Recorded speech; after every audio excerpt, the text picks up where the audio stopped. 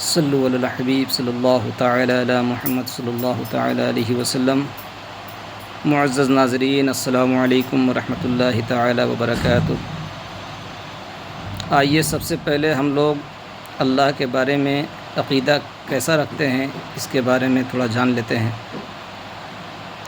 اللہ تعالیٰ کے بارے میں کیسا عقیدہ رکھنا چاہیے انسان کو۔ اللہ تعالیٰ ایک ہے، اس کا کوئی شریک نہیں۔ آسمان و زمین اور ساری مخلوقات کا پیدا کرنے والا وہی ہے، وہی عبادت کا مستحق ہے، دوسرا کوئی مستحق عبادت نہیں۔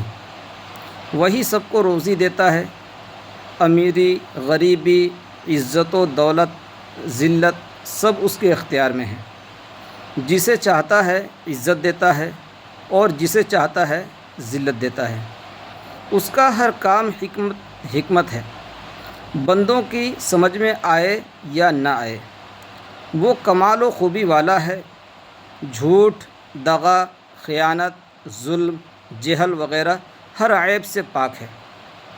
اس لیے کسی عیب کا ماننا کفر ہے۔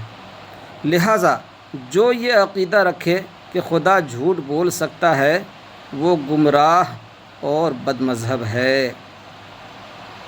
معزز ناظرین، کیا اللہ تعالیٰ کو بڑھوں کہنا جائز ہے؟ اللہ تعالیٰ کی شان میں ایسا الفاظ بولنا کفر ہے۔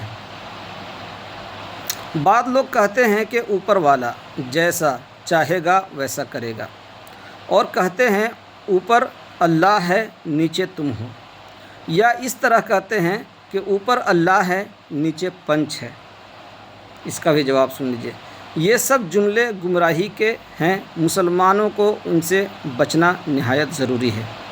سوال: اللہ تعالیٰ کو اللہ میاں کہنا چاہیے یا نہیں؟ اللہ میاں نہیں کہنا چاہیے، یہ منع ہے۔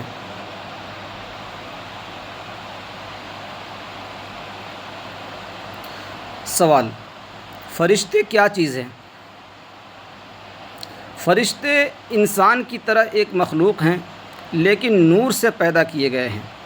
نہ وہ مرد ہیں نہ عورت، نہ کچھ کھاتے ہیں نہ پیتے ہیں۔ جتنے کام خدا تعالیٰ نے ان کے سپرد کیے ہیں اسی میں لگے رہتے ہیں۔ کچھ فرشتے بندوں کا اچھا برا عمل لکھنے پر مقرر ہیں، جن کو کرامن کاتبین کہتے ہیں۔ ہر مسلمان کے داہنے کندھے پہ اور بائیں کندھے پہ 2 فرشتے بیٹھے ہوئے ہیں، جو مسلسل آپ کے گناہ، آپ کے نیک اعمال کو لکھتے رہتے ہیں۔ اور کچھ فرشتے قبر میں مردوں سے سوال کرنے پر مقرر ہیں، جن کو منکر اور نکیر کہتے ہیں۔ جب بندہ مومن کا انتقال ہو جاتا ہے، قبر میں جانے کے بعد سوال و جواب ہوتا ہے، تو جو فرشتے آتے ہیں ان کا نام منکر اور نکیر ہے، منکر نکیر۔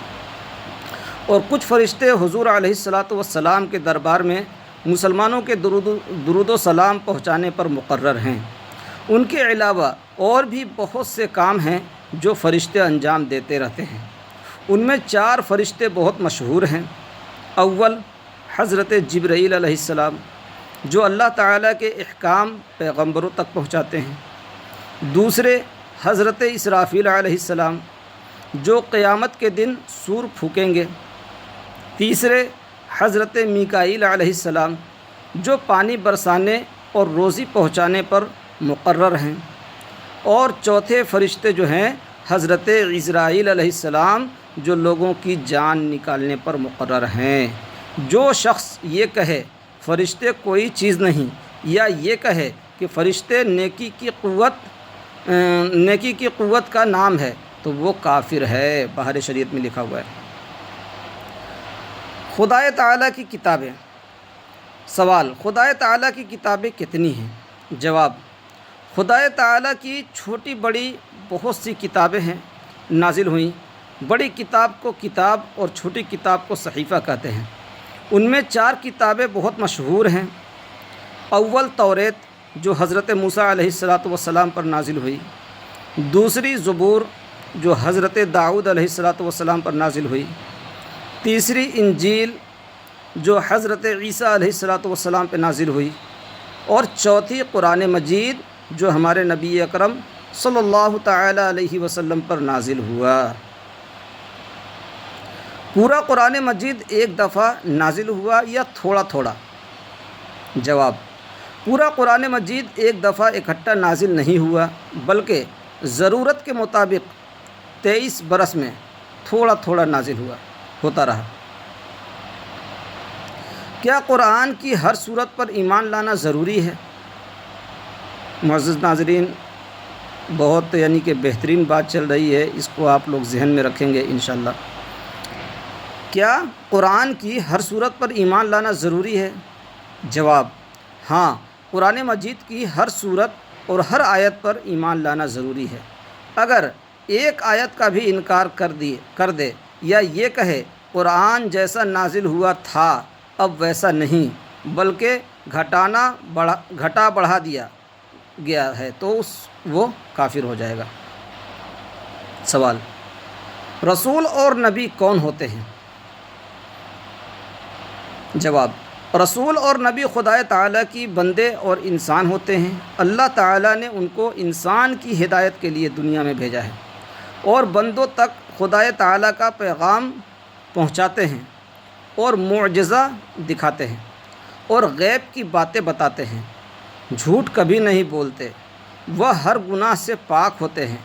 ان کی تعداد کچھ کم و بیش 1,24,000 ہے۔ سب سے پہلے نبی حضرت آدم علیہ السلام ہیں اور سب سے آخری نبی حضرت محمد مصطفیٰ صلی اللہ تعالی علیہ وسلم ہیں۔ سوال: کیا ہم ہندوؤں کے پیشواؤں کو نبی کہہ سکتے ہیں؟ جواب: کسی شخص کو نبی کہنے کے لیے قرآن و حدیث سے ثبوت چاہیے، اور ہندوؤں کے پیشوا کے بارے میں نبی ہونے پر قرآن سے کوئی ثبوت نہیں ملتا، اس لیے ہم انہیں نبی نہیں کہہ سکتے۔ معزز ناظرین، السلام علیکم ورحمۃ اللہ تعالی وبرکاتہ۔ ہمارے یوٹیوب چینل کو فالو کر لیجئے، سبسکرائب کر لیجئے، لائک کر دیجئے اور کمنٹ بھی کر دیجئے۔ اللہ حافظ۔ السلام علیکم ورحمۃ اللہ تعالی وبرکاتہ۔